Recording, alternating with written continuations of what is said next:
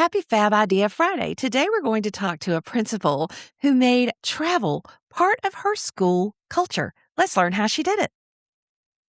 This is the 10-Minute Teacher Podcast with your host, Vicki Davis.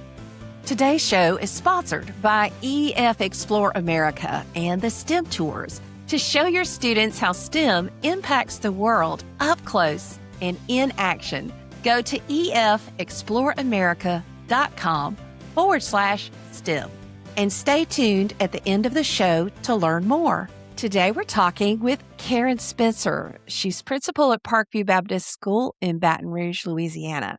Karen is a lifelong educator who's worked in both public and private schools across elementary and middle school grades. For many years, she's partnered with EF Tours to take her students on domestic and international trips. We're going to talk a little bit about the leader's seat when a school decides to make travel part of their mission and what they're doing. Karen, tell us a little bit about your school and why you've made travel part of what you do. So Parkview Baptist is a pre-K through 12 school. We have about 1,100 students and from varying socioeconomic levels. We are associated with the Baptist. We are just a very mission-minded school. I feel like there's so much learning that can happen outside the walls of the classroom. Several years ago, one of my teachers and I decided we wanted to bring more STEM to the school. We reached out to EF at the time, said, you know what, we want to see what we can do to offer some type of a STEM component to travel. We had just the previous 2 years before started a Washington, D.C. trip with our 8th graders, and it was such a great success and just exposing our students to so much history that we were like, let's bring in now a STEM component. And so the three options with EF were San Francisco, New York, and Boston. San Francisco seemed a little far for this adventure with 7th graders. Boston just hit us, and there were just so many things. What I love about EF is that over time, this has evolved from a STEM trip to a STEM history and fun trip. And we do all things Boston. It's so much fun to watch the students grow and gain independence. That to me is what's so important, is letting them see another part of the U.S., meet different types of people, and grow in their independence. Watching them yesterday, we just got back yesterday from our Boston trip, and watching my 7th graders navigate security at a very busy, bustling Boston airport. I was a little nervous, but they did a fantastic job, even when things got checked and they had to be delayed or move in this line or that line. They did an amazing job. And it's just great watching them start to grow up and gain that. Highlights. What are some of the things y'all did? We went to MIT and Harvard, got a glimpse at Harvard, an Ivy League, more liberal arts school, and then MIT, a more STEM school, to show them options, that there are options out there. But it starts now, building that resume and getting your scores up, your transcripts ready so that you have options when you graduate. And we went to first robotics, math robotics, and the kids got to experiment with the robotics there. And we, of course, turned it into a competition, and they were all in. Did you know that Boston has a museum of ice cream? We found that one on this trip, and it was so fun and so yummy. We did the Fine Arts Museum, the Museum of Science. We did Lexington and Concord, the Boston Tea Party, the USS Constitution. We did the Freedom Trail. We walked up Beacon Hill. You name it, I think we did it. Yes, and we're recording this in April 2026 if you're saying, hey, I want to go when it looks like that. Is 7th grade the only grade you travel with, or is this something you try to do with a lot of grade levels? 6th grade, we do just a one quick overnight marine biology trip, but not with EF, just on our own. Then in 7th grade, we start with EF and we do our Boston STEM and History trip. Then in 8th grade, Washington, D.C. for our 8th graders. And then in high school, we add in international trips. And that to me is so much fun and so amazing to see different parts of the world, different cultures, and let the students in high school experience even more independence and really get to see outside of our borders as well. I've been doing this for many years, and it has just broadened our high school's view of the world. And our students, they are able to see different cultures, different places, different the way people live differently, but yet we're all the same. It's just fun watching them gain even more independence by traveling internationally and working their way through customs and having freedom in these small towns and big cities. We have gone to Austria, Germany, Switzerland. We've gone to Greece, France. We've done all of Italy. This past summer, we did London, Paris, and Edinburgh, Scotland. And I got to tell you, I'm a fan of Scotland.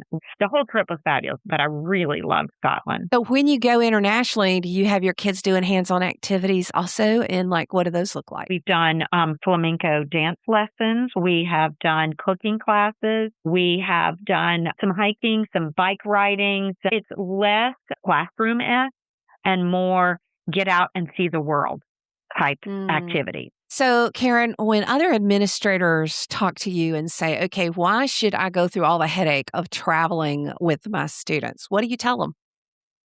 It is amazing. It is so much fun. My favorite thing is getting to know the students on a different level and getting to see them and having them see me in a different way. We do allow parents to come on our trips too.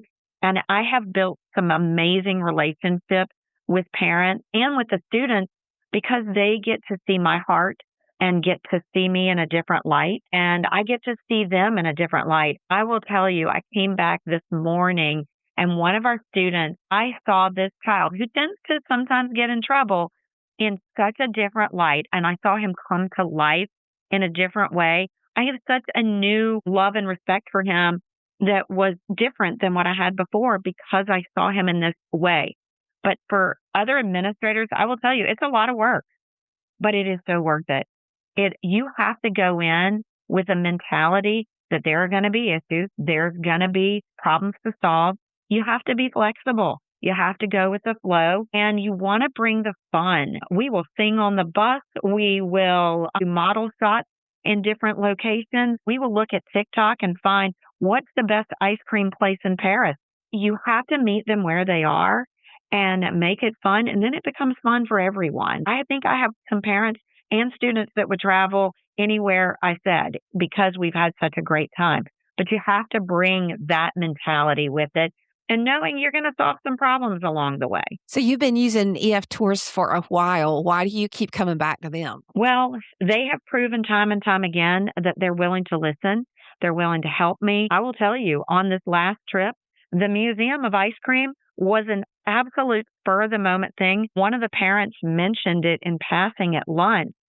And I said, wait, what? I looked at my tour guide and I said, we have to make this happen. And he was like, let me see if we can squeeze it in. He and I start looking at our schedule. How can we squeeze it in? I call EF. I said, how can we make this work? And they are like, we're on it.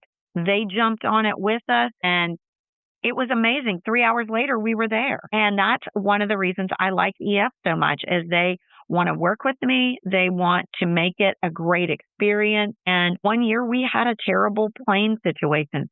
But you know what? The next year they solved it. And they worked with me, make a better situation with our planes. And I trust them. They've been in business a long time. They send security guards to help at night, that sort of thing.